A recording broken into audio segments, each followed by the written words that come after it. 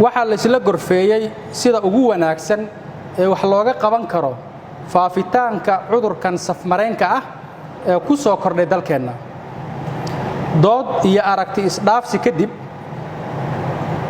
waxa wasaaradda iyo culimada isla garteen arrimaha soo socda in culimada oo kamida dadka ay bulshadu dhagaysato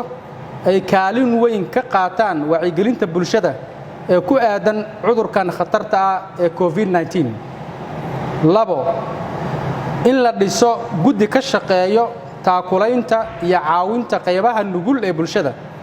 oo saamaynta nololeed ku yeelanayo cudurkan coronavirus maadaama ay nagu soo aadan tahay bisha barakaysan ee Ramadaan qodobka 3 guddi ka kooban dawladda khubarada caafimaadka iyo culimada ayaa qiimeyn doona oo go'aan ka gaari doona waxa laga yeelayo arinta masaajidda kadib marka cilmi baaris diini iyo mid caafimaad ah la sameeyo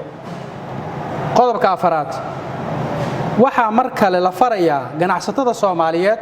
meel walba oo ay joogaan inay u turaan shacabka Soomaaliyeed oo aysan sare u qaadin